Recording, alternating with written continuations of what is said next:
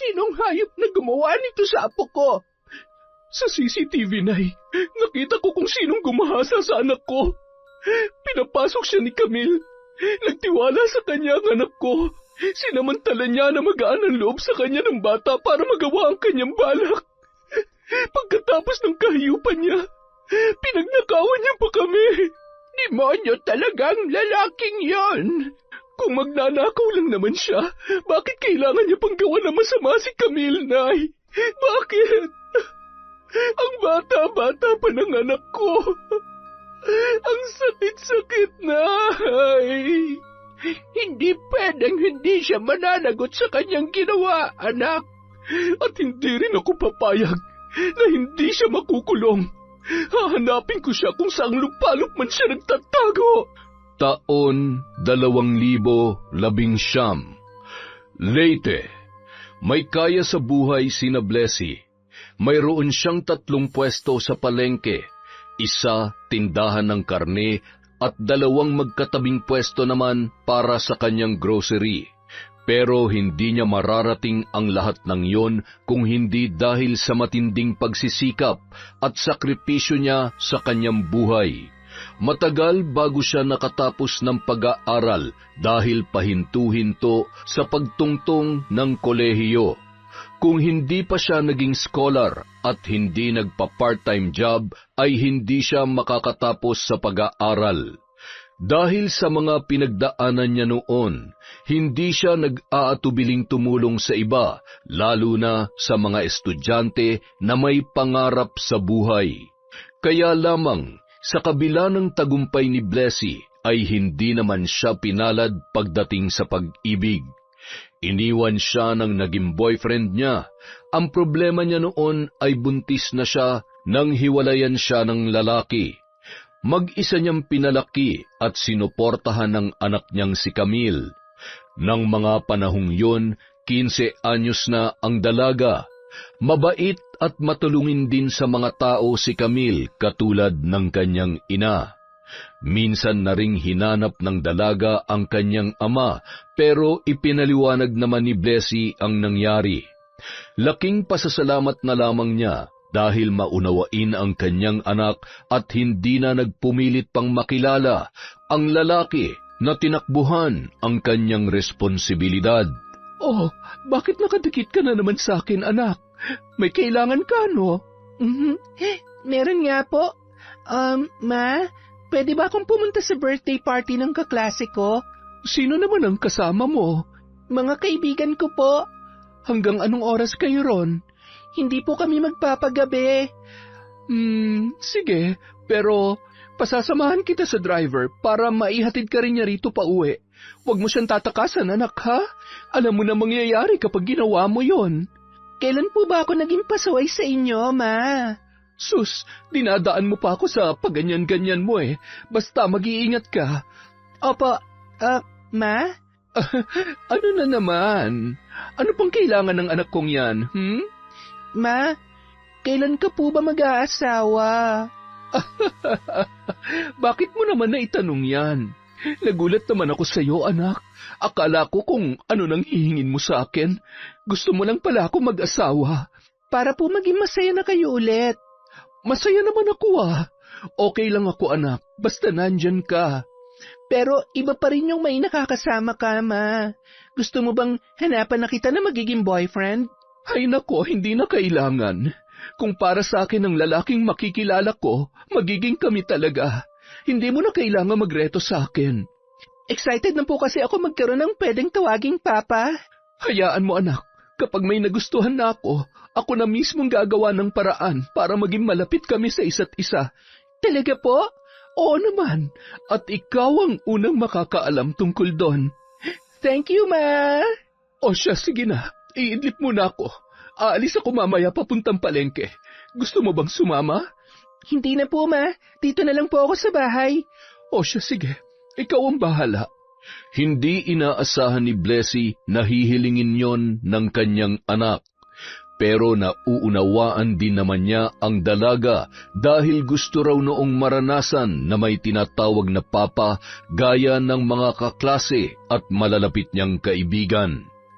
Gustuhin man niyang pagbigyan ng anak ay wala pa talaga siyang nagugustuhan kahit na may nanliligaw naman sa kanya. Ang ibang pumoporma may anak na rin tulad niya, pero kung hindi siya nayayabangan ay hindi naman niya nakikitang magiging mabuting ama para kay Camille. Kung ganoon lang sana kadali ang lahat, ay matagal niya nang naibigay sa anak ang pangarap na magkaroon ng ama at buong pamilya. Ngunit dumating ang araw na may nakilala si Blessy sa palengke. Kargador yun at minsan tindero din ng karne. Mukhang paiba-iba lang talaga ang raket ng lalaki. Kalapit lang ng pwestong pagmamay-ari niya ang pinapasukan noon. Dala ng kuryosidad, nagtanong-tanong siya sa mga kakilala niya sa palengke. Kuya Talyo, kilala mo ba yung tindero ng karne sa katabing pwesto? Ah, si Michael? Yun bang pangalan niya? Oo, pero may kantawag na mga nakakakilala sa kanya. Uy, teka, mukhang interesado ka kay Pogi, ah. Nakikita ko kasi ang sarili ko sa kanya nung nagsisimula pa lamang ako. Talaga? Oo, ganyan na ganyan din ako kasipag noon para kumita. Walang arte-arte. Kung saan ako kikita, papasukin ko kaagad basta legal. Nako, hindi lang masipag yan. Madiskarte rin. Marami nang pinasukan trabaho bago pa naging tindero dyan sa katabing pwesto. Sayang nga pangarap niya raw makapagtapos ng pag-aaral pero hindi niya kayang gastusan ng kolehiyo. Ganoon ba? Naku, sayang naman. Mas lalong naging interesado si Blessy kay Mike nang malaman niya ang kwento ng buhay ng lalaki. Binata pa raw yun at nag-iisa na lamang sa buhay, kaya pinapasukan ang kahit na anong trabaho para may makain sa araw-araw. Magdamag na nag-isip si Blessy. Gusto niyang tulungan ng binata pero kailangan niyang pag-isipan yon ng mabuti dahil hindi siya pwedeng basta-basta lang magtiwala sa ibang tao. Pero iba ang kanyang pakiramdam kay Mike. Magaan ang loob niya sa taong yun, kaya nakabuo siya ng desisyon. Kumusta ka, Mike? Ayos naman po, ma'am. Okay ka ba dun sa trabaho mo sa tindahan ng karne? Oo naman po. Wala naman po ako nagiging problema sa pamamasukan ko ron. Ganun ba? Pero gusto mo ba ng mas magaan na trabaho? Sino ba naman po ang aayaw dun, ma'am? Huwag ka na nga mangupo sa akin. Feeling ko tuloy, ang tanda-tanda ko na. Sige, ma'am. Hindi na ako mangungupo. Kaya kita kinakausap ngayon kasi may iaalok sana akong trabaho sa'yo. Huwag ka mag-alala, hindi mo na kailangan magbuhat ng mabibigat o kaya magdagdag ng karne. Anong trabaho yan, ma'am? Kukunin sana kitang kahero sa grocery ko. Yun ay kung papayag ka. Talaga, ma'am? Naku, hindi ko tatanggihan yan. Mabuti naman. Patuturuan na lamang kita sa dati kong kahera. Paalis na kasi siya kaya naghahanap na rin ako ng papalit sa kanya. Naku, maraming salamat sa tiwala niyo, ma'am. Hindi ko akalain na ako pang aalukin niyo para sa trabahong yan. Nararamdaman ko kasi na mapagkakatiwalaan ka. Tsaka hanga ako sa kasipagan mo. Siya nga pala, hindi ka na ba nag-aaral? Hindi na, ma'am. Hindi ko kasi kayang suportahan ang sarili ko sa mga gastusin sa kolehiyo. Kahit libre na nga ang tuition, marami pa rin namang gagastusin tsaka mamamasahe pa ako araw-araw. Kung gusto mo mag-aral at makaipon agad, lalakihan ko ang sweldo mo sa pagiging kahero ko sa grocery. Talaga, ma'am? Oo naman.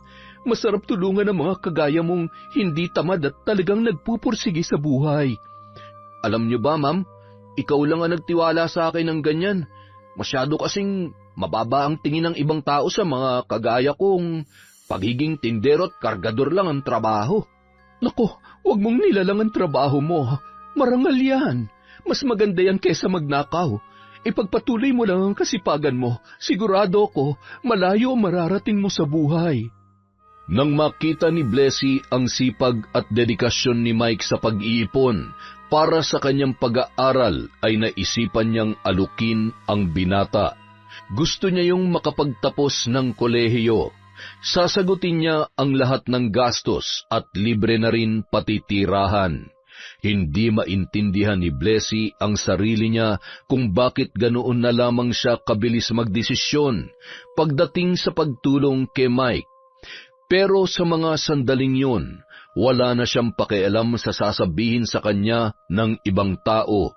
Batid niyang masyado na siyang mabilis na nagtitiwala, pero naniniwala siya na mabuting tao ang tinutulungan niya, kaya hindi siya nag-aalinlangan sa kanyang gagawin.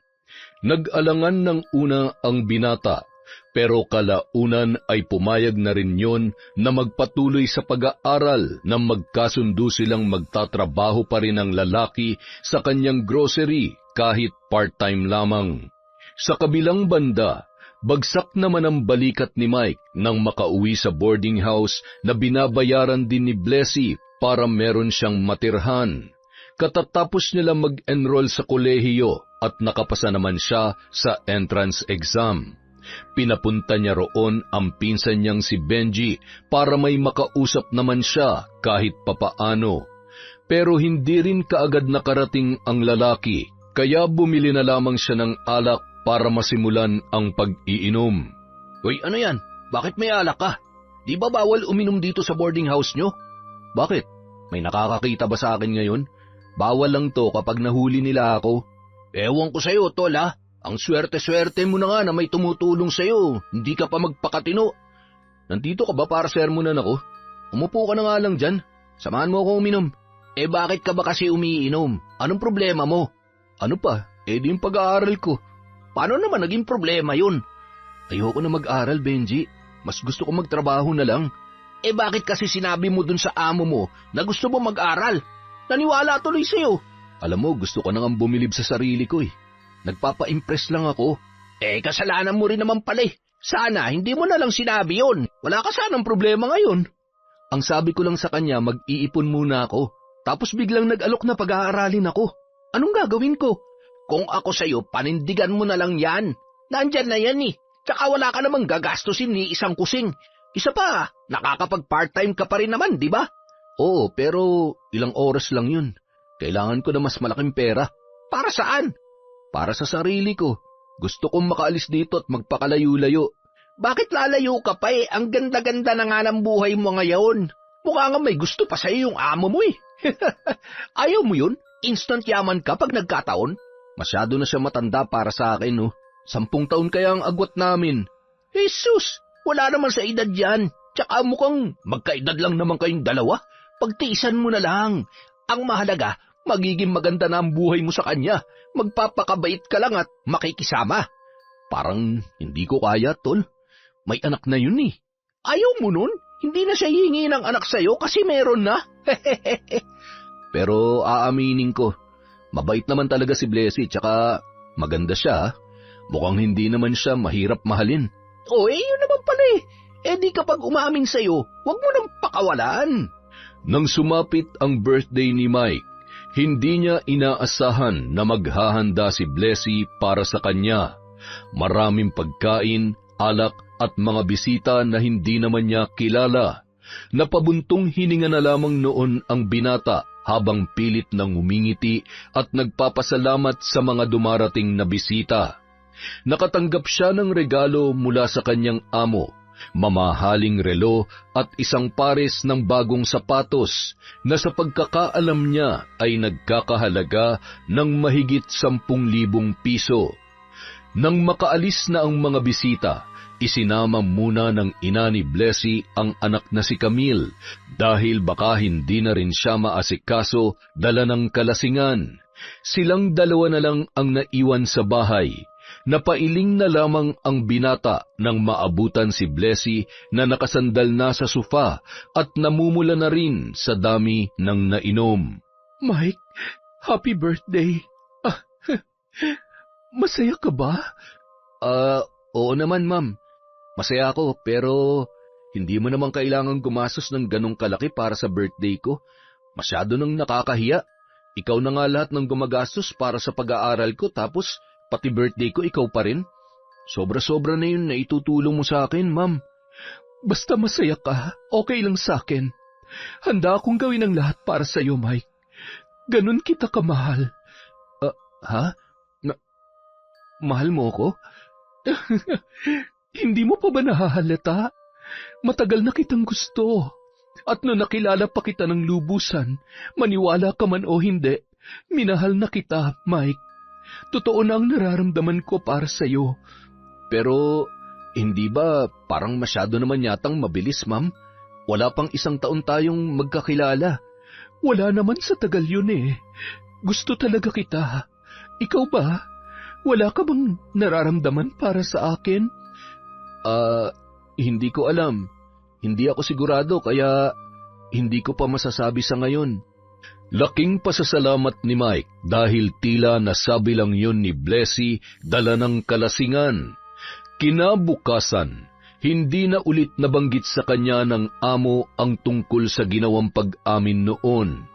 Pero napansin din niya na medyo umiiwas yun sa kanya at hindi na gaanong nakikipag-usap gaya ng dati.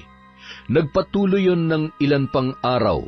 Nag-uusap na lamang sila kapag nagtatanong sa kanya si Blessy kung may pera pa siya o may ibang kailangan sa eskwela. Sa paglipas ng mga araw, nilamon na ng konsensya si Mike. Doon niya napagtanto na nakakapanibago rin pala kapag hindi nagpaparamdam sa kanya si Blessy. At nang malaman niyang may nanliligaw na muli sa kanyang amo, ay bigla siyang natauhan. May kailangan ka ba, Mike? May itatanong lang sana ako, ma'am. Ano yun? Nanliligaw ba sa yung lalaking kausap mo kanina? Si Elmer? Oo, gustong umakyat ng ligaw pero sabi ko, hindi ako nag-e-entertain kapag nasa oras ako ng trabaho. Pinapupunta mo ba siya sa bahay mo, ma'am? Sabi ko na lang pumunta siya sa bahay, pero hindi niya sinabi kung kailan. Ma'am, may pag-asa ba siya sa'yo? Bakit mo naman naitanong yan? Gusto ko lang malaman. May gusto rin kasi akong itanong sa'yo eh. Ano yun? Paano kung may manligaw sa'yo pero hindi naman mayaman tsaka mas bata sa'yo? Hindi ka agad nakasagot si Blessy sa tanong na yon ni Mike. Nagulat din siya kung bakit bigla na lang nagtanong ng ganoon ang binata. Kahit kailan naman ay hindi yun naging interesado tungkol sa mga manliligaw niya.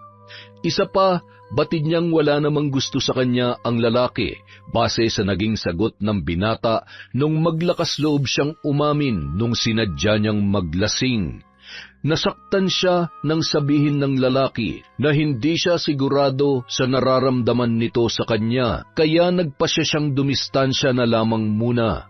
Ginawa niya yun bago pa man tuluyang lumalim ang kanyang nararamdaman. Mahal niya si Mike pero kaya niya pa yung baliwalain kung hindi naman siya kayang mahalin pabalik ng binata. Pero nagulat si Blessy nang bigla na lang siyang ayain ni Mike na kumain sa labas ng gabing yon. Nagtataka man ay nagbihis pa rin siya at naghanda para doon. Sakto namang tumawag ang makulit niyang manliligaw. Laking pasasalamat niya na lamang dahil nagkaroon na siya ng dahilan para hindi makipagkita. Hindi naman talaga niya gusto ang bago niyang manliligaw at hindi na rin siya interesado na makipagkilala pa sa iba. Mike, bakit ka nga pala nag-ayang lumabas ngayon? May okasyon ba? Wala naman, ma'am. Gusto lang sana kitang makausap. Tsaka, sagot ko lahat ng orderin natin ngayon. Simpleng pasasalamat ko lang sa lahat ng mga naitulong mo sa akin. Hindi mo naman kailangang gawin to, Mike. Pero gusto ko, ma'am. Tinabi mo na lang sana para madagdagan pa ang allowance mo. Pinag-ipunan ko talaga ang gabing to, ma'am. Kaya hindi ko ginagastos yung mga kinikita ko sa pagpa-part-time ko sa grocery. Talaga? Pero gusto kong malaman kung may iba pa bang dahilan kaya tayo nandito. Masyado kasing romantic ang lugar na to, tsaka tingnan mo, halos lahat ng kumakain dito para silang mga couple. Ang totoo niyan, ma'am, dinala kita rito para aminin sa iyo ang totoong nararamdaman ko.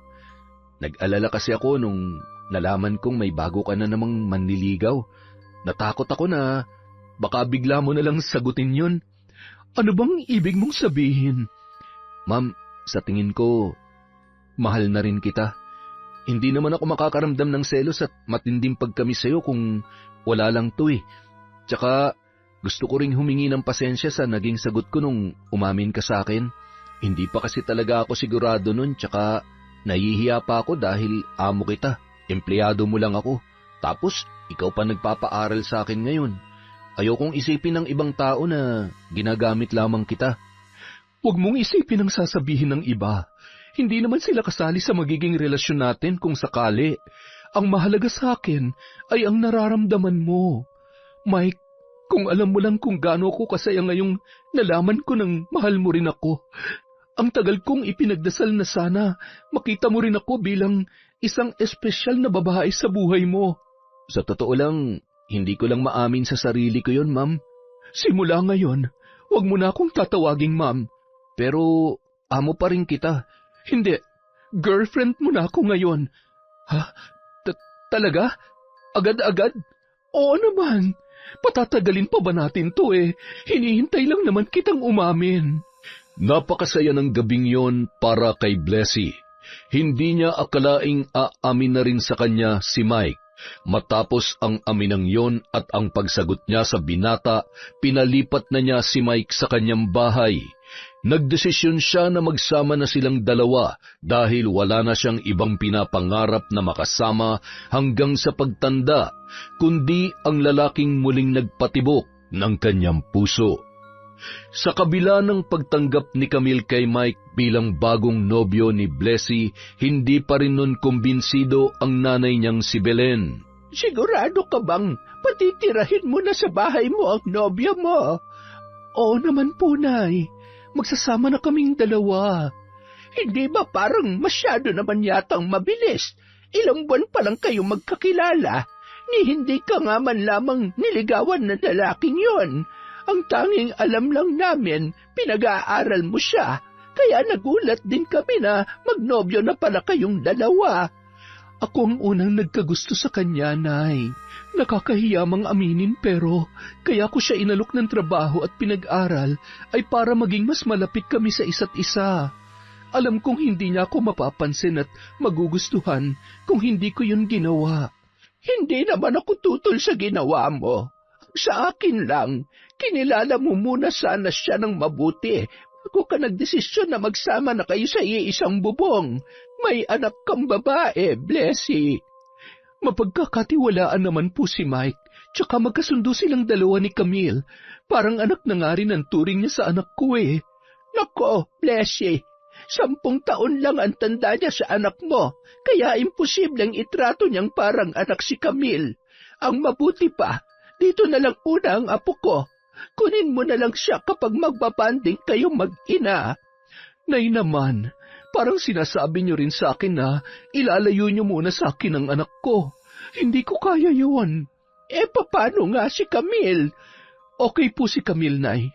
Ligtas siya sa bahay. Magtiwala po kayo sa akin. Ay, ikaw ang bahala. Basta kapag may nangyari, wag na wag mong sasabihin sa akin na hindi kita pinaalalahanan. Wala pong mangyayari, Nay. Mabuting tao si Mike. Kayo lang naman po nag-iisip ng masama sa kanya. Parang sinisiraan niyo nga rin po siya sa akin eh. Hindi ko naman siya sinisiraan. Sinasabi ko lang ang mga posibleng mangyari, lalo na't hindi naman natin siya lubos na kilala.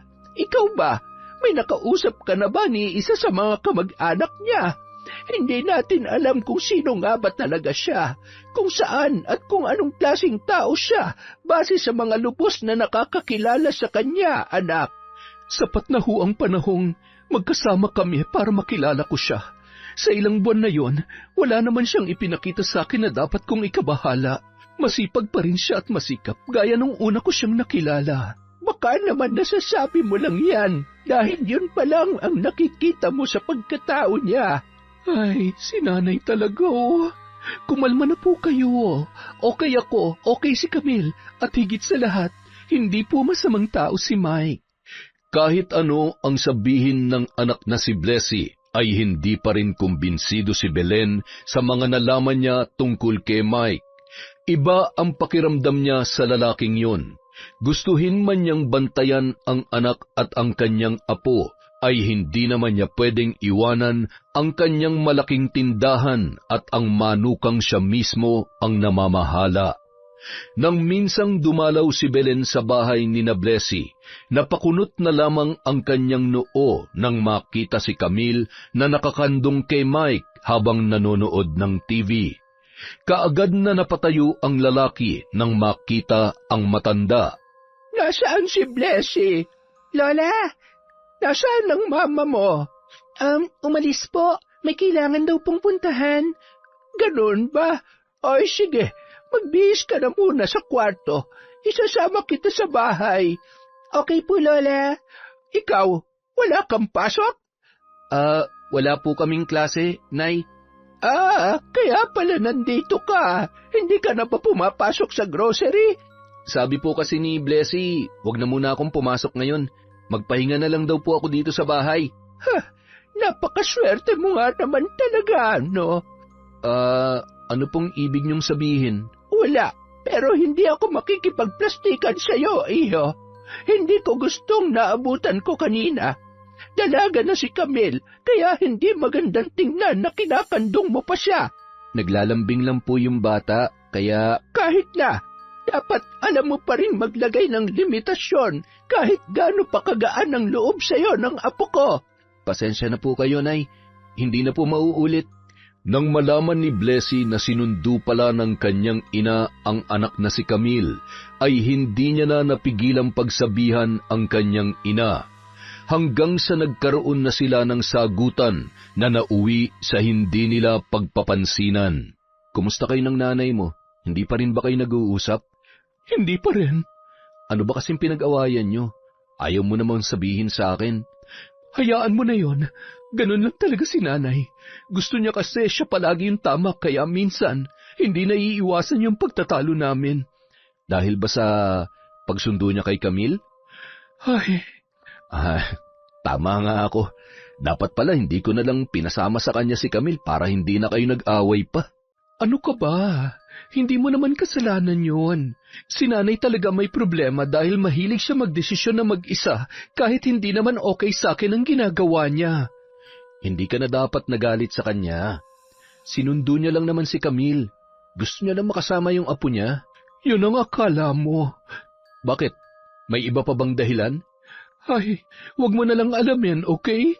Magkakaayos din kami nun, pero hindi pa ngayon.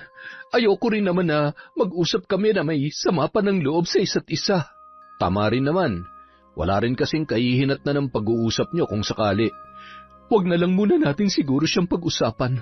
Ang pag-usapan na lang natin ay yung magiging future nating dalawa, lalo na tungkol sa kasal natin. Kasal? Oo, bakit? Ayaw mo ba akong pakasalan? Hindi naman sa ganun. Masyado lang kasing maaga para doon. Tsaka alam mo naman na nag-aaral pa ako, di ba? Alam ko. Hindi naman makakahadlang sa pag-aaral mo ang pagiging mag-asawa natin. Huwag ka mag-alala. Akong bahala sa gastos. Ikaw na naman? Di ba nakakahiya na ako ang lalaki sa ating dalawa pero palaging ikaw ang gumagastos? Kaya mas maganda kung magtatapos muna ako ng pag-aaral para makapagtrabaho ko at makapag-ipon. Pero 4 na taon ka pa mag-aaral. 35 na ako, Mike. Nagmamadali ba tayo? May hinahabol ka ba? Hindi naman sa ganon, pero... Saka na lang natin to ulit pag-usapan. Matulog na lang muna tayo. Mula nang magsama sina Blessy at Mike, parang tunay na asawa na ang turing niya sa lalaki. Inaasikaso niya yon bago pumasok sa school at pinagkakatiwala na rin niya ang isang bank account niya. Itinatak na niya sa isipan na ikakasal din naman sila kaya kailangan na nilang masanay na buo ang kanilang tiwala sa isa't isa. Isa pa, ayaw niya ring maramdaman ni Mike na pinagdadamutan niya yon ng pera. Masipag naman pumasok sa grocery ang kanyang nobyo pagkatapos ng klase. Kaya lamang, imbis na maging mas malapit silang dalawa sa isa't isa, ay nararamdaman niya ang pagdistansya sa kanya ng kanyang nobyo. Madalas na yung nasa grocery at gabing-gabi na kung umuwi, kaya halos hindi na sila makapag-usap buong araw. Lingid naman sa kaalaman ni Blessy ang kalokohang ginagawa ni Mike. Noong unang semester ay masipag pa siyang pumasok sa kolehiyo at palagi ring nag-a-update ng grades. Pero sa katagalan, tinamad na siyang pumasok, kaya imbis na pumunta sa mga klase niya, ay tumatambay na lang siya sa kung saan-saan. Kasama ang iba't ibang babae na namimit niya sa social media. Yun na lang ang paraan niya para hindi siya maumay sa presensya ni Blessy tuwing sila ay magkasama. Pero kahit magaling siyang magpalusot, nagkaroon na rin ng pagdududa ang kanyang nobya. Mahal, kumusta ang pag-aaral mo? Parang hindi ka na nag-update sa akin tungkol doon Okay naman, mahal. Nakakapasa pa naman ako. Huwag ka mag-alala. Buti naman. Hindi ka ba nahihirapan? Tingnan mo mukha ko. Mukha ba akong nahihirapan? Hindi. Mukhang chill na chill ka nga lang sa pag-aaral mo eh. Pero seryoso, mahal, huwag mong pababayaan yon. Gusto kitang makitang umaakyat sa stage. Aakyat lang pala eh. Gusto mo gawin na natin ngayon? Hindi yon. Ano ka ba?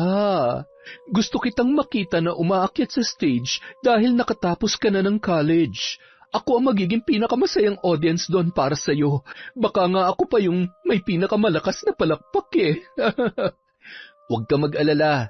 Darating din tayo dyan. Basta maghintay ka lang, okay? Tsaka, dagdagan mo pang tiwala mo sa akin. Parang ang hina-hina ako naman sa'yo. Hindi naman. Nag-aalala lang ako. Kasi ayokong mahirapan ka. Yun lang yun. Paano kung biglang ayaw ko na pala mag-aral? Kukumbinsihin pa rin kita. Gagawin ko lahat para bumalik ka sa pag-aaral. Para sa future mo kasi yun eh. Para sa akin lang ba o para sa atin? Kahit gawin mo na lang munang para sa sarili mo. Kapag nagawa mo na, saka na yung para sa atin. Pero sa kabila ng mga sinabi ni Blessy, hindi pa rin bumalik sa pag-aaral si Mike. Nagpatuloy siya sa paglalakwatsa, pagsama sa kung sino-sino at paglulustay ng perang binibigay sa kanya ng kanyang nobya. Dagdag pa ang pangungupit niya sa kaha ng grocery nang hindi nalalaman ni Blessy. Ginagawa niya yun tuwing nagbabantay siya roon. Pinakamaliit na ang 2,000 sa kanyang kinukuha. Sa kabilang banda, nagtataka naman si Blessy nang mapansing tila humihina na ang benta nila sa grocery. Sa pagkakaalam niya ay hindi naman sila nababawasan ng mga customer. Pero naisip niya rin na baka posible ngayon dahil bihira na rin naman siyang pumunta roon. Inaasikaso kasi niya ang pinagagawang water station. Malapit ng magbukasyon kaya kinukumpleto niya na ang requirements. Nang hapong yun, naisipan niyang dumaan sa grocery para muling kumustahin ang benta. Isa pa, naroon na si Mike ng ganoong oras at balak niyang ayaing kumain sa labas kaya gusto niyang sumaglit muna. Laika, nasaan si Mike? Hindi pa ba siya pumupunta rito? Nako, ma'am. Galing po siya dito kanina. Nagbantay lang po saglit sa kaha tapos umalis na. Ha? Saan daw siya pupunta? Hindi niya po sinabi. Iniwan niya lang po sa akin tong kaha. Binantaan pa nga po ako na wag daw mangungupit dahil malalagot daw ako sa kanya. Ma'am, kahit kailan naman po, hindi ako nakialam dyan sa kaha. Tsaka may CCTV naman po tayo rito kaya pwede niyo pong i-check yon para makita niyo kung nangungupit ako rito o hindi. Huwag mo nang isipin yon. May tiwala ako sa'yo. Salamat po, ma'am. Bagamat may tiwala si Blessy kay Laika, napaisip siya sa sinabi ng kanyang tindera.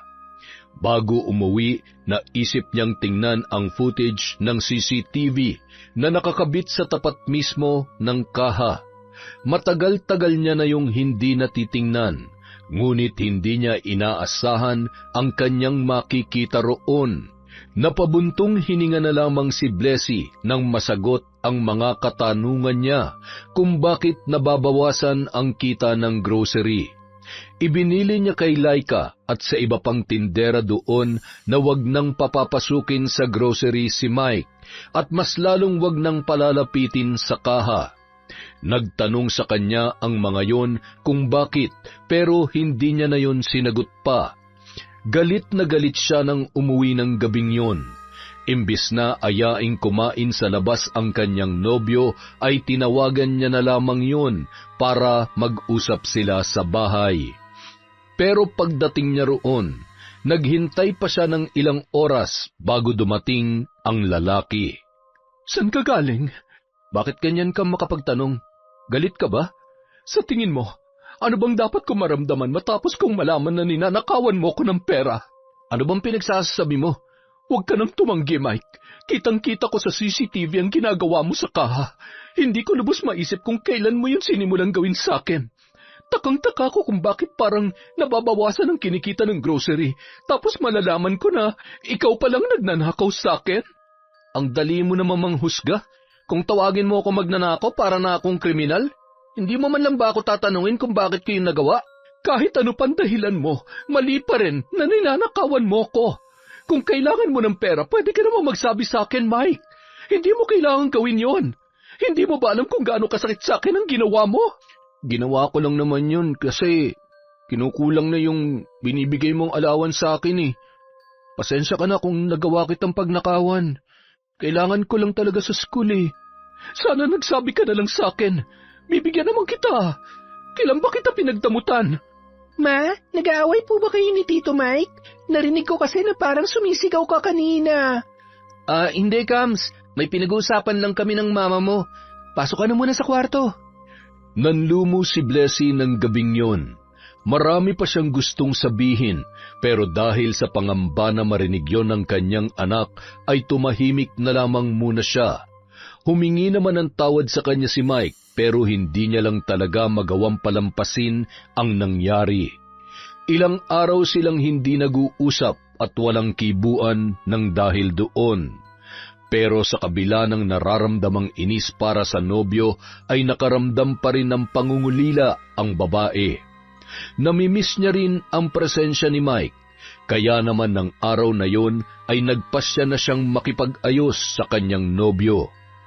Pagkagaling sa water station, dumiretso na siya sa school na pinapasukan ni Mike. Doon na lang niya pupuntahan ang nobyo para sabay na silang umuwi. Hindi na kasi kailangan pumunta noon sa grocery dahil hindi niya na pinapapasok doon ang lalaki para hindi na madagdagan pa ang hindi nila pagkakaunawaan. Kaya lamang, pagdating ni Blessy sa school, ilang beses na niyang tinatawagan si Mike ay hindi pa rin yun sumasagot sa kanya. Habang naghihintay sa may gate, nakita siya roon ng anak ni Talyo na kapareho ni Mike ng kurso. Tinanong niya si Sheena kung nakita ba noon ang kanyang nobyo, pero naggulat siya sa isinagot ng dalaga. Kinagabihan. Kailan mo balak sabihin sa akin na hindi ka na pala pumapasok? Mahal, o ano? Bakit gulat na gulat ka?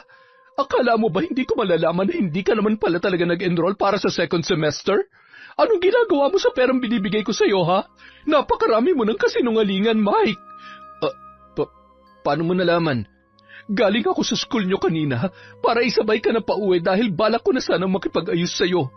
Ang tagal-tagal ko naghintay doon dahil hinihintay kong sagutin mo ang tawag ko. Tapos malalaman ko sa kabatch mo na hindi ka na pala pumapasok. Nagtanong pa ako sa registrar kung naka-enroll ka doon para lamang makasiguro. Pero wala.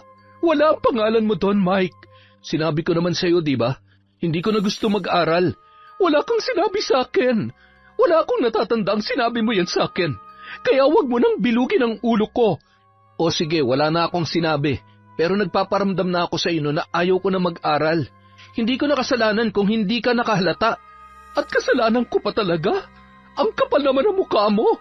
Ibinigay ko na lahat sa'yo para lang makapag-aral ka. Ang sarap-sarap na nga ng buhay mo dahil halos hindi mo na problemahin ang pera. At nagagawa mo pa akong pagnakawan. Oo na. Masama na akong tao. Manloloko ko, magnanakaw. Ano pa? Sabihin mo na lahat.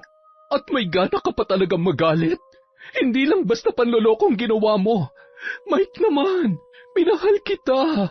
Handa na nga sana akong pakasalan ka, hindi ba? Pero hindi mo naman ako tinanong kung gusto ko ba magpakasal sa'yo. Anong ibig mong sabihin? Akala mo ba talaga mahal kita? Walang iya. Ang hina naman ng kokote mo para maniwala. Pera lang ang habol ko sa'yo. Pinilit na lang kitang gustuhin para hindi ako makonsensya sa pagbibigay mo sa akin ng kung ano-ano. Napakasama mo. Lahat pala ng pinapakita mo sa akin kasinungalingan. Paano mo naaatim na gastusin ang perang pinagpaguran ko habang niloloko mo ko, ha? Hindi lang makapal ang mukha mo. Yung pagiging mapagsamantala mo, sagad hanggang buto. Napahagulhol na lamang si Blessy nang talikuran siya ni Mike matapos ang kanilang pagtatalo. Ni katiting na bakas ng pagsisisi ay hindi niya nakita sa kanyang nobyo. Kinabukasan, napagtanto na lamang ni Blessy na wala na ang mga gamit ni Mike sa kanilang kwarto. Binuksan niya ang kabinet na pinaglalagyan ng mga damit ng nobyo, pero wala nang laman yun. Ngunit ang kanyang ipinagtataka ay may mga nawawala rin sa kanyang mga alahas. Napasigaw na lamang siya dala ng galit sa ginawa ng lalaki. Nangyari na ang nangyari. Hindi siya nakinig sa kanyang ina nang sinabihan siya na iba ang pakiramdam noon kay Mike. Nagpabulag na lamang siya sa pagmamahal na kanyang nararamdaman para sa lalaki. Siguro naman ngayon ay naniniwala ka na sa akin. Tama ang kutob ko sa lalaking yon. Hindi nga siya makakabuti para sa iyo. Pasensya na kayo, Nay. Kung hindi ako nakinig sa inyo, hindi ko talaga akalaing magagawa yun sa akin ni Mike pagkatapos ng lahat ng ginawa ko para sa kanya. Sinabi ko naman sa iyo noon, hindi ba? Kilalanin mo muna siya. Pero nakampante ka na mabuti nga siyang tao kahit ilang buwan pa lang kayong magkakilala. Kung nakinig lamang ako sa inyo, hindi ako masasaktan at maloloko ng ganito. Pinagkatiwalaan ko siya ng sobra-sobra, pero ilang beses niya akong niloko, Nay. Isa lang ang nakikita kong dahilan kung bakit niya nagawa ang lahat ng yon. Pera, anak. Matagal na hindi nagpakita at nagparamdam si Mike kay Blessy. Wala na siyang naging balita pa sa lalaki mula nang mabisto niya ang ginagawang panloloko sa kanya. Sinubukan niyang bumalik sa dati niyang buhay. Itinuon niya ang atensyon sa kanyang negosyo at kumuha na lang ng kasambahay na mag-aasikaso sa bahay at sa anak niyang si Camille. Hanggat kaya niya ay gusto niyang bigyan ng komportableng buhay ang kanyang anak. Nagkaayos na rin naman sila ng kanyang ina kaya nag-uusap na sila tulad ng dati at madalas na ring bumibisita sa bahay niya para samahan ang apo nito.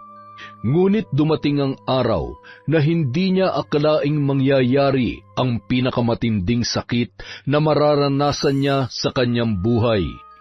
Madilim-dilim na noon pero hindi pa niya magawang umuwi dahil sa lakas ng ulan. Bahana sa labas ng palengke at hanggang tuhod na ang tubig, kaya nagpasya na lang muna siyang manatili sa grocery. Hindi niya rin kasi pwedeng suungin ang baha gamit ang sasakyan, kaya naghintay na lang muna siyang humupa ng kaunti ang baha bago umuwi. Tinawagan na lamang niya ang kanyang ina para puntahan si Camille na kasambahay lamang ang kasama. Pero dahil sa sama ng panahong yon ay hindi rin nakapunta si Aling Belen. Anak, huwag ka na masyado mag-cellphone. Baka mawalan na ng kuryente mamaya. Kapag nalobat yan, hindi na kita matatawagan. Opo, Ma. Itatabi ko na po. Kumain ka na ba? Tapos na po, Ma. O sige, matulog ka na lang na maaga. Ilak mo na mabuti ang pinto ng kwarto mo at huwag kang lalabas kung wala ka naman importanteng gagawin. Baka bukas pa ako makauwi, anak. Dito na lang muna ako magpapalipas ng gabi. Okay, Ma. Ingat po kayo dyan. I love you. I love you too, anak. Napangiti si Blessy at kahit papaano ay nabawasan ang pag-alala matapos marinig ang boses ni Camille. Wala silang mahihigaan sa grocery kaya tiniis niya na lang matulog sa upuan sa may kaha. Habang mahimbing ang tulog ng gabing yon, wala siyang kaalam-alam sa panganib na nakaabang sa kanyang anak.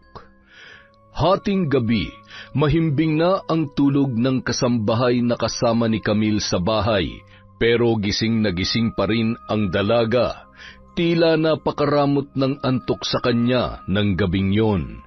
Iniisip niya kung ayos lang ba ang kanyang ina o kung nakakatulog man lang ba ito habang stranded sa grocery. Ilang sandali pa, nakarinig siya ng sunod-sunod na katok. Kasabay noon ang pagkamatay ng ilaw. Nawalan na ng kuryente dahil sa patuloy na pagbuhos ng malakas na ulan at may kalakasan din ang hangin. Nagtaka siya kung sino ang kumakatok sa bahay nila ng ganoong oras. Sinulyapan niya pa ang cellphone niyang 1% na lamang ang baterya. Nagsinungaling siya sa kanyang ina nang tumawag yon kanina. Hindi siya tumigil sa paglalaro hanggang sa magsawa na lamang siya sa ginagawa at nakalimutan na rin na i-charge ang kanyang cellphone. Wala sanang balak si Camille na pagbuksan ang sinumang kumakatok, pero maya-maya lamang ay narinig niya ang pamilyar na boses sa bintana ng kanyang kwarto. Kams? Kams, ako to, si Tito Mike mo. Tito Mike? Anong ginagawa mo rito? Tulungan mo ako, Kams. Bahang-baha na sa bahay namin. Wala na akong ibang mapupuntahan. Pero sabi ni Mama, bawal kami magpapasok dito ng kahit na sino. Kams, hindi naman ako ibang tao, di ba? Okay tayo, di ba? Alam kong may problema kami ng mama mo at hindi pa kami nagkakaayos ngayon pero wala naman akong gagawing masama sa iyo eh. Alam mo yun. Pero, parang awa mo na, Kams. Nilalamig na ako dito sa labas. Gusto mo bang magkasakit ako? Kaya sige na, buksan mo na ang pinto. Sa lakas ng ulan na may kasama pang hangin ay tuluyan ng naawa si Camille sa dating nobyo ng kanyang ina. Pinapasok niya si Mike na nanginginig na sa lamig dahil basang-basa na yon ng ulan. Tito, basang-basa na kayo. Ikukuha kita ng pamalit na damit. Samahan na kita. Hindi na, Tito, ako na lang. Sabi ko, sasamahan na kita. Nagulat ang dalaga sa pagsigaw ng lalaki. Doon lamang napansin ni Camille ang pamumula ng mga mata ni Mike at ang panginginig na tila hindi lamang dahil sa lamig. Tanda na nasa impluwensya ng ipinagbabawal na gamot ang lalaki ng mga sandaling yon. Nakaramdam ng takot si Camille nang bigla na lamang siya nung sinugod at walang kahirap-hirap na binuhat para dalhin sa kanyang silid. Sinubukang manlaban ni Camille ngunit sadyang mas malakas si Mike kesa sa kanya na noon ay wala sa sariling katinuan. Pinagsamantalahan ng lalaki ang walang kalaban-laban na anak ni Blessy habang malakas pa rin ang buhos ng ulan. Dahil doon, hindi narinig ng kasambahay ang pagsigaw at paghingi ng tulong ng dalaga. Matapos pagsamantalahan ni Mike si Camille, kinuha naman niya ang mga mapapakinabangang gamit ng dalaga para ibenta. Nagawa niya ring pasukin ang kwarto ni Blessy para tangayin lahat ng mga alahas na nakatabi roon. Wala siyang nakuhang pera pero sapat na ang mga gamit na kanyang nakuha para makabili pa siya ng panibagong supply ng ipinagbabawal na gamot. Kinabukasan, nang tumila na ang ulan at humupa na rin ang baha, ay kaagad na umuwi si Blessy sa kanilang bahay. Ngunit pagkababa niya ng kanyang sasakyan ay nakarinig siya ng pagsigaw ng kanilang kasambahay.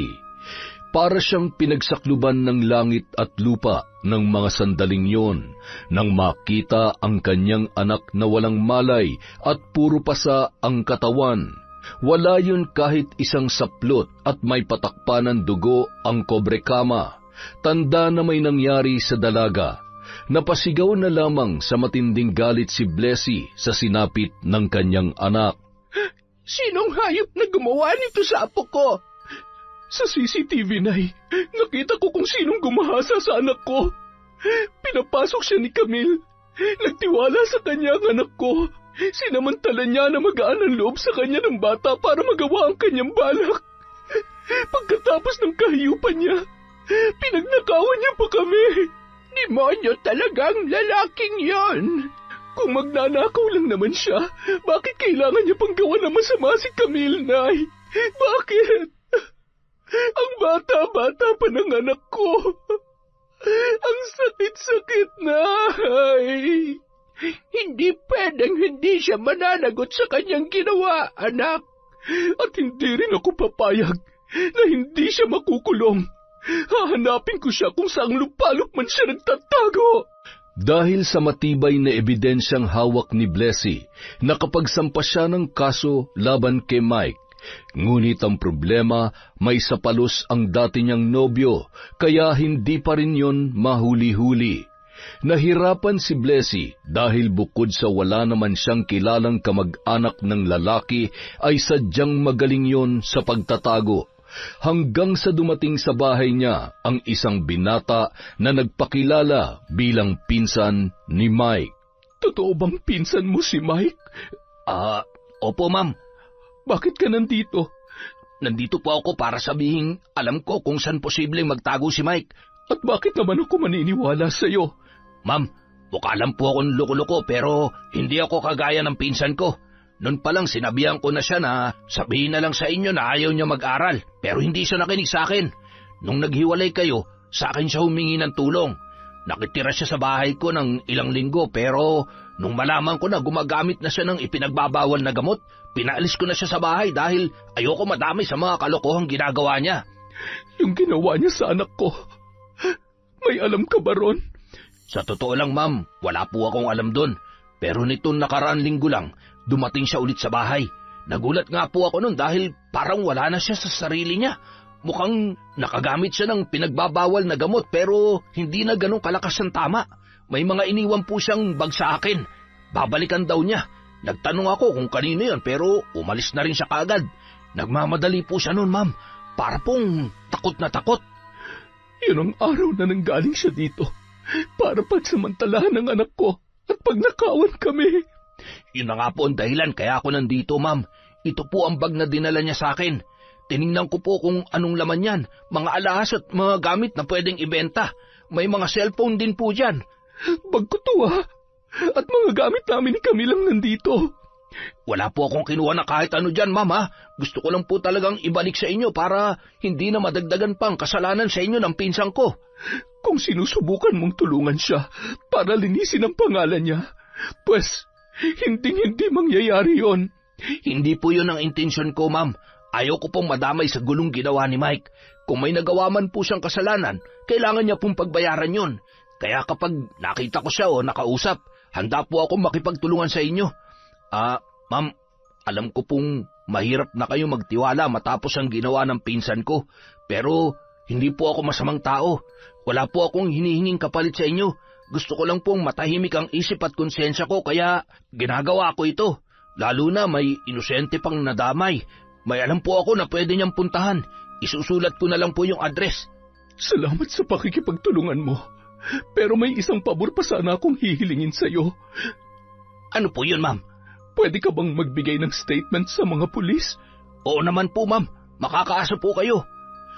Laking pasasalamat na lamang ni Blessy dahil lumapit sa kanya si Benji para makipagtulungang mahanap si Mike at mapanagot sa ginawa sa kanyang anak. Matapos magbigay ng statement sa mga pulis ay ibinigay na rin ng lalaki ang address ng mga posibleng pagtaguan ng kanyang pinsan. Dahil sa pakikipagtulungan ni Benji kay Blessy ay nagpasya na siyang ibenta na lamang ang bahay na iniwan ng kanyang mga magulang para hindi na siya mabalikan pa ni Mike. Sa ginawa niya ay tiyak na mapapatay siya ng kanyang pinsan. Kaya naman habang hindi pa nabebenta ang bahay, nakituloy na muna siya sa malapit niyang kaibigan. Samantala, bagamat nangako ang mga pulis na pupuntahan ang address na binigay ni Benji, ay nagpasya pa rin si Blessy na tumulong sa paghahanap. Tatlo lamang ang pwedeng puntahan ni Mike, at sa magkakaibang bayan pa yon. Bigo siya sa unang address na kanyang pinuntahan, pero sa ikalawa, nakumpirma niyang naroon nga ang kanyang hinahanap. Ngunit hindi niya akalain na malalagay naman ang kanyang sarili sa kapahamakan. Pakawalan mo ako, hayop ka! Bitiwan mo ako, ano ba? Huwag kang maingay. Itiko mo yung bibig mo kung ayaw mong tahiin ko yan. Duwag ka! Hindi mo kayang harapin ang mga kasalanan mo! Duwag! Wala akong pakialam kahit tawagin mo akong duwag. Hindi ako magpapahuli sa kanila ng buhay. Naintindihan mo? Bakit mo ba ito ginagawa? Ang ganda na sana ng buhay mo kung hindi mo lang sinayang lahat na naitulong ko sa'yo. Bakit mas ginusto mo pang sirain ang buhay mo? Matagal nang sira ang buhay ko, Blessy. Noon pa, nung mawalan ako ng mga magulang at nagdusa sa matinding paghihirap, sirang-sira na ang buhay ko. Yung buhay mo na gusto mo para sa akin, hindi ako nababagay doon, kaya huwag mo nang ipilit. Panagutan mo ang ginawa mo sa anak ko. Hindi ako papayag na hindi ka mabubulok sa kulungan. Pinagsamantalahan mo siya. Wala akong kasalanan. Wala ako sa sarili ko nung ginawa ko yun. Hindi ko naman yung sinasadya eh. Gusto ko lang talaga ng pera. Sinungaling ka. Kitang-kita ko lahat, kaya huwag ka na magsinungaling sa akin. Sa higpit ng pagkakahawak ni Mike sa magkabilang braso ni Blessy ay hindi niya magawang makawala. Ilang beses na niyang minura ang lalaki at sinubukang tadyakan, pero batak ang katawan noon, kaya ganun na lamang kalakas. Laking pasasalamat niya na lamang nang may mapadaan sa kinaroroonan nila. Sinamantala niya ang pagkakataon para makasigaw. Nataranta si Mike ng mga sandaling yun, pero bago pa man siya tuluyang makawala ay naramdaman niya ang pagbaon ng matulis na bagay sa kanyang tagiliran. Isinugod si Blessy sa ospital ng mga nakakita sa nangyari. Kaagad namang nakatakbo si Mike bago pa man ma-corner ng mga taga-roon. Nang magkamalay ang babae, ay tumambad sa kanya ang nag-aalalang muka ng kanyang ina. Kumusta ang pakiramdam mo, anak? Okay lang po ako, Nay. Si Camille, kumusta po siya? Nasa bahay. Pinababantayan ko ng mabuti para hindi na maulit ang nangyari nung nakaraan. Ikaw ang inaalala ko ngayon. Buti na lamang walang tinamaan sa laman loob mo sa pagkakasaksak sa'yo ng siraulong yon. Muntik na ako doon, Nay. Buti na lang may mga nakakita sa amin.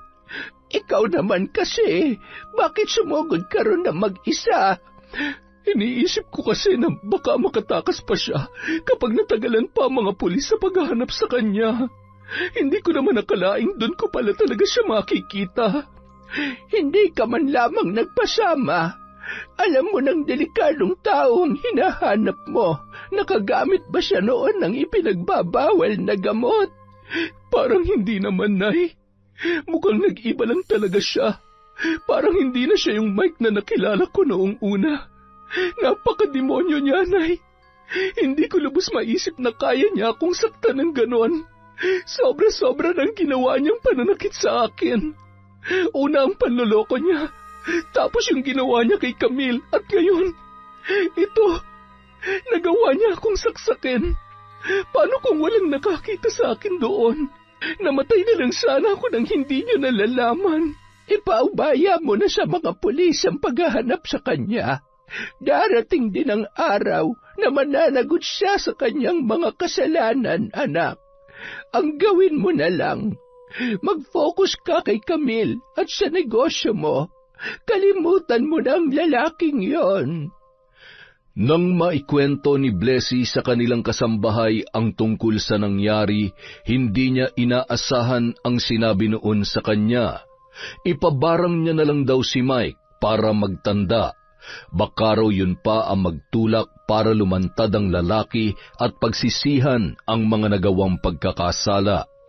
Hindi yun pinansin ni Blessy nung una dahil ang gusto niya ay makita kung paano humimas ng rehas ang lalaki. Pero ilang araw yun naging laman ng kanyang isipan.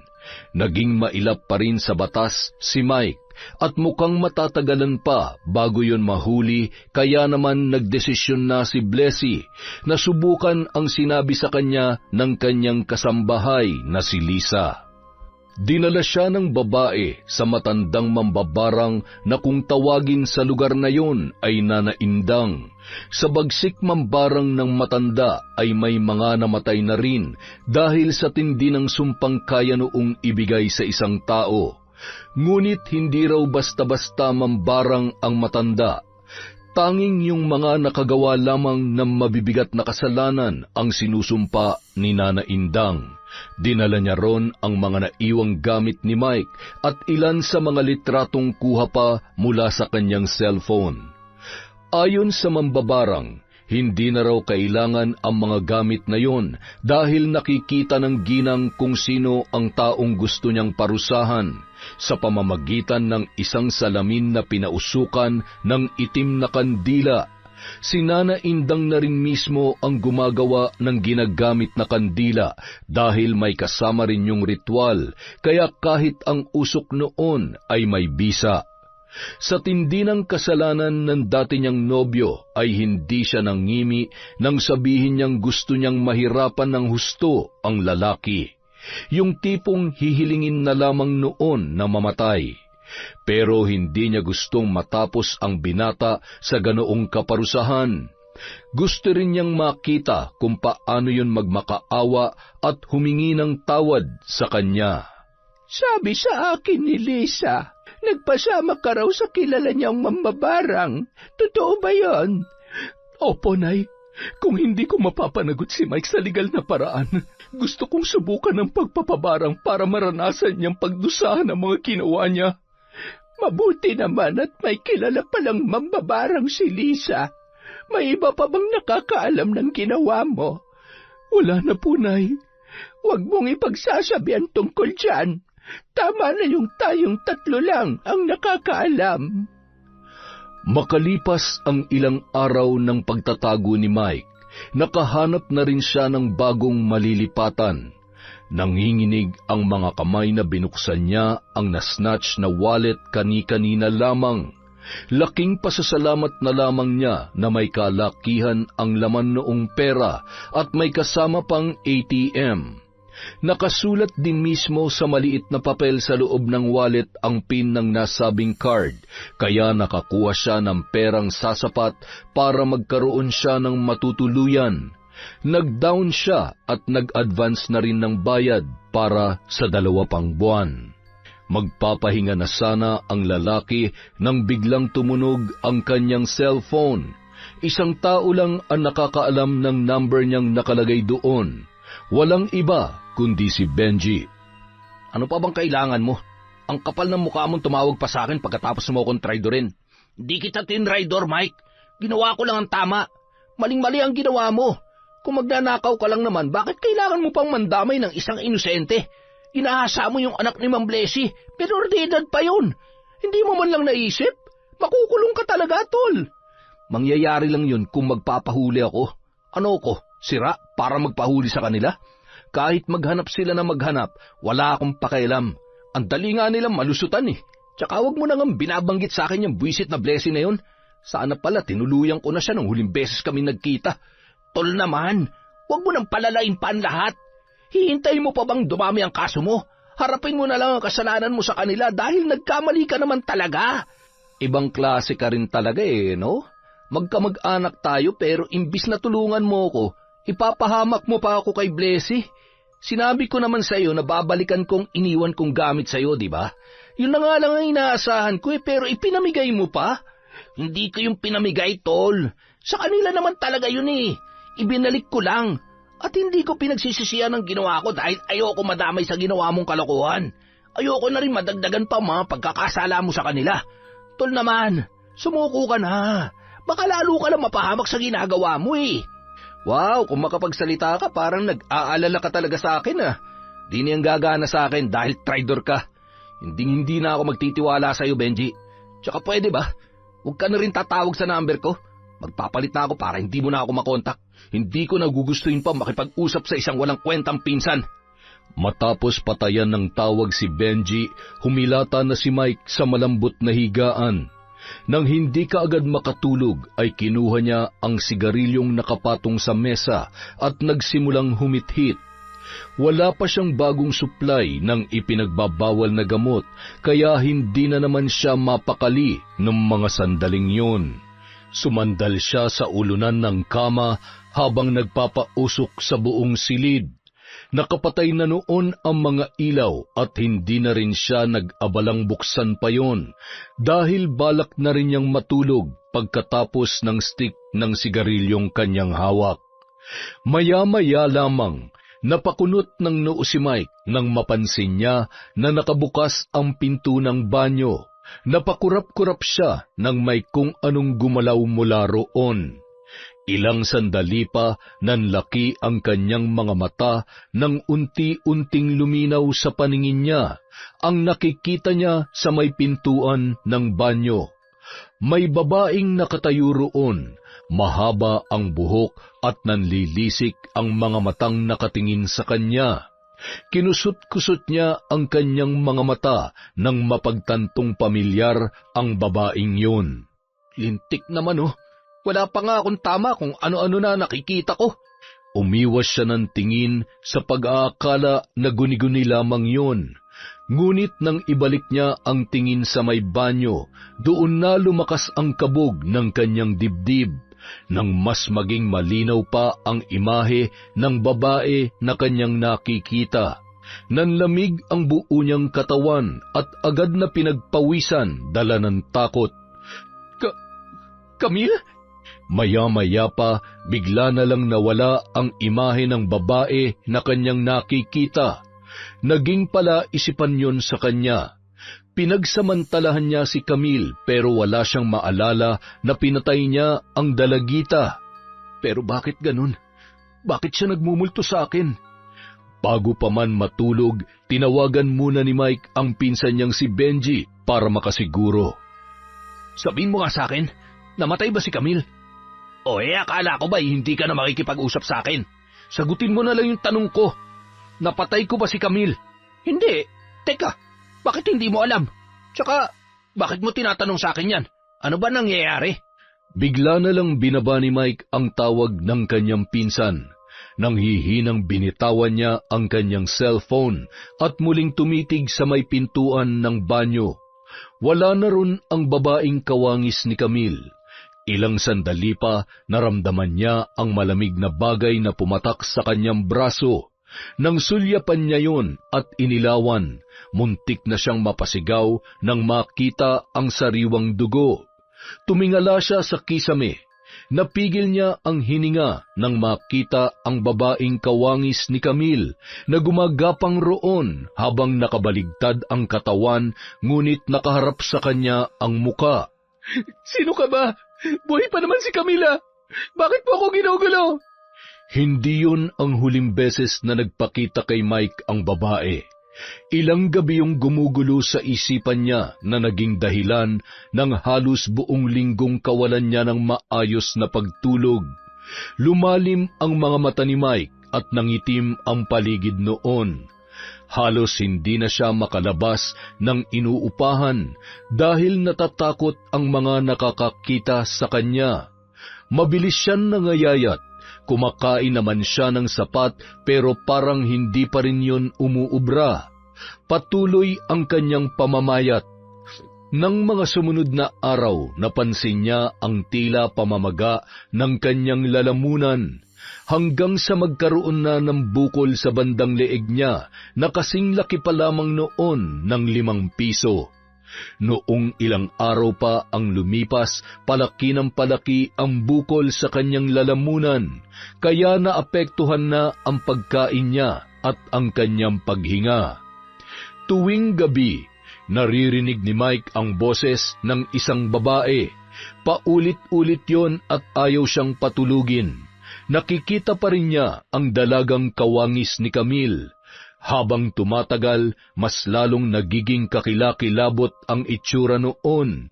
Hindi na malaman ni Mike kung ano ang kanyang gagawin. Halos mabaliw na siya sa nangyayari sa kanya. Hindi niya maintindihan kung bakit niya nararanasan ang bagay na yon. Kinabukasan, nagulat na lamang ang lalaki nang hindi niya na maigalaw ang kanyang kaliwang binti, na noon ay pulang-pula na sa pamamaga. Sa pagkakaalam niya, wala naman siyang sugat doon na maaaring maging sanhi ng impeksyon, kaya ganoon na lamang ang kanyang pagtataka nang bigla na lang yun nangyari. Sa bigat noon ay hinihila niya na lang ang kaliwa niyang binti para siya ay makakilos pa rin. Sa ilang araw na hindi kumakain ng maayos ang binata, naisipan na niyang lumabas ng paupahan. Tumambad sa kanya ang napakadilim na paligid. Hindi niya alam kung saan siya pupunta. Hahakbang pa lang sana siya nang muli na naman niyang marinig ang boses ng babaeng bumabagabag sa kanya. Napasigaw na lamang siya, dala ng matinding pagkainis. Nabulahaw ang mga kapitbahay ni Mike at sinaway siya, pero dahil hindi tumitigil ang boses na naririnig niya, ay mas lalong tumindi ang kanyang pagkainis. Naglabasan na ang ilang kalalakihan sa lugar na yon. Nang hindi pa rin tumitigil si Mike, ay pinagtulong-tulungan na siya ng kanyang mga kapitbahay. Halos mawalan ng malay ang lalaki nang iwan doon ng mga bumugbog sa kanya. Bagamat hirap na hirap, ay pinilit bumangon ni Mike para bumalik sa loob ng paupahan. Kinuha niya ang kanyang cellphone para tawagan ang pinsang si Benji, dahil yun na lamang ang alam niyang makakatulong sa kanya sa ganoong kalagayan. Ngunit alam niya rin ang maaaring mangyari kapag pinapunta niya ang kanyang pinsan. Salamat at pinuntahan mo ko.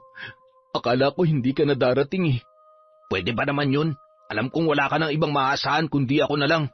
Kaya bakit hindi kita pupuntahan? Nandyan na rin ba sila? Oo, nasa labas, hinihintay ka. Hindi ko alam kung paano haharapin si Blessy nang ganito ang itsura ko. Ikinahiya ko sarili ko, Tol. Mas mahiya ka sa ginawa mo sa kanila. Kailangan mong harapin ang mga kasalanan mo, kasi kung hindi mo yung gagawin, baka kung ano pa mangyari sa'yo. Parang hindi ko kakayanin, Tol. Nakikita mo naman ang kalagayan ko, hindi ba? Hirap na ako. Ilang araw na akong hindi kumakain dahil sa bukol na tumutubo sa liig ko. Tapos, Tol, may babae. Lagi siya nagpapakita sa akin. Kamukha niya si Camille. Kaya nga tinanong kita kung napatay ko ba si Camille eh. Siyang dahilan kaya ako nabugbog. Sinabi ko naman sa'yo eh, buhay si Camille at maayos na siya ngayon. Sino ba yung babaeng sinasabi mo? Baka nag-hallucinate ka na naman. Tira ka kasi ng tira eh. Hindi pa ako nakakagamit, Tol. Matino pang pag-iisip ko.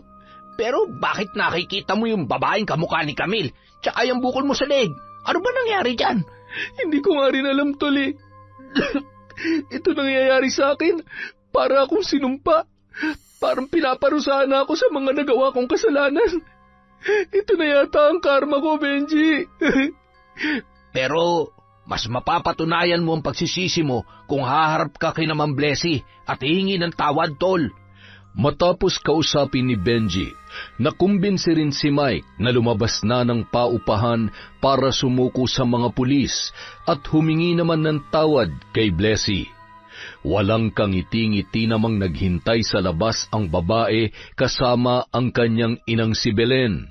Tumalim ang kanyang tingin nang makitang palabas ng paupahan ang lalaki. Kaagad yung sinalubong ng mga pulis na kasama nila para arestuhin, pero matapos pusasan ay nakiusap ang lalaki na kung maaari ay makausap niya muna si Blessy kahit sandali lamang.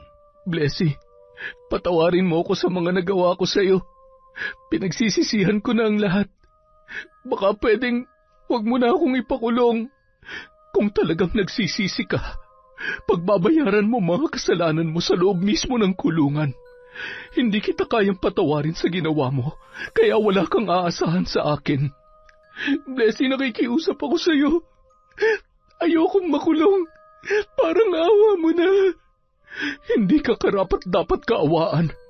Hinalay mong anak ko at hindi ka nagdalawang isip na pagsamantalahan ng kabutihang ipinakita ko sa iyo. Naging mabuti ako sa iyo dahil akala ko may pangarap ka rin sa buhay. Pero sinira mo lang ang tiwala at pagmamahal na ibinigay ko sa iyo. Kaya huwag ka magtaka kung hindi kita kayang patawarin. Magpasalamat ka na lang na ganyan lang ang inabot mo. Dahil kung masama akong tao, hindi ko nagugustuhin mabuhay ka pa. Bagamat wala na ang sumpa ng mambabarang, hindi pa rin naging mabuti ang pakiramdam ni Mike. Mula nung makulong, hindi na nakipag-usap pa kahit kanino ang lalaki. Nabugbog siyang muli sa kulungan. Pagkatapos noon ay natagpuan na lamang siyang tulala sa isang sulok, hindi natitinag at namumutla na sa gutom. Sa paglipas ng mga araw, nabalitaan na lamang ni Blessy na wala na si Mike. Ang sabi ng mga kasamahan sa kulungan, binangungot daw ang lalaki. Ipinalibing na lamang ni Benji ang kanyang pinsan matapos manghingi ng tulong sa iba nilang mga kamag-anak. Sa kabilang banda, sinikap ni Blessy na makabalik ang pamumuhay nilang mag-ina sa dati. Ginawa niya ang lahat para maghilom ang anak niya mula sa naranasang trauma sa dati niyang nobyo. Madalas niyang ipinapasyal ang dalaga at mas naglaan na rin siya ng oras para sila ay magkasama. Kumuha na lamang siya ng magmamanage ng grocery at ng kabubukas niyang water station. Doon niya napagtanto na kahit sinisikap niyang mapaghandaan ang kinabukasan ng kaisa-isa niyang anak, mahalaga pa ring makapaglaan siya ng sapat na oras para sa kanilang dalawa. Hindi mo na ba naiisip ngayon na mag-asawa, anak? Naiisip pa rin, Nay. Pero ayoko po muna ngayon. Parang hindi ko pa kaya. Ang hirap na magtiwala eh. Naiintindihan naman kita. Pero marami ka pa namang oras para kumilala ng ibang tao. Gamitin mo yon bago ka magdesisyong papasukin siya sa buhay niyong mag-ina. Hindi naman lahat ng lalaki ay kagaya ni Mike. Marami pa ring matitino dyan. Kailangan mo lang talaga silang kilatisin ng mabuti. Matutulungan niyo po ba akong kumilatis, Nay? Oo naman, anak. Hanggat nandito pa ang nanay, akong bahala sa inyo ni Camille. Marami pong salamat, Nay. Makalipas ang 2 taon, nakilala ni Blessy si Arman na isang OFW pero nagpasya na lamang na magsimula ng pagnenegosyo kesa bumalik pa sa Middle East. Si Arman ang nakabili ng pwesto sa tabi ng grocery, kaya nagkakilala sila ng lalaki. Single dad yon at matagal nang walang karelasyon katulad niya, kaya agad silang nagkasundo. Nagsimula silang mag-date para kilalanin ang isa't isa, hanggang sa magdesisyon siyang ipakilala na kay Camille at sa kanyang ina ang lalaki bago yun formal na manligaw sa kanya. Natuwa naman si Belen na halatang gusto si Arman para sa kanyang anak. Magalang kasi ang lalaki at mapagmahal sa anak na babae na halos kaedaran lamang ni Camille. Bukod sa nagustuhan ni Blessy ang pagiging maasikaso at pagiging mature ni Arman, natuwa rin siya dahil mabilis na nakasundo ni Camille ang anak ng kanyang manliligaw. Sa ilang buwan na palagi silang lumalabas at kinikilala ang isa't isa, tuluyan ng nahulog ang loob niya para kay Arman. Makalipas ang 1 taon, napagdesisyonan na nila na magpakasal, at sa pagkakataong yon, sigurado na si Blessy sa kanyang desisyon. Suportado rin ng kanyang ina ang pagpapakasal niya kay Arman, kaya walang dahilan para hindi na yun matuloy.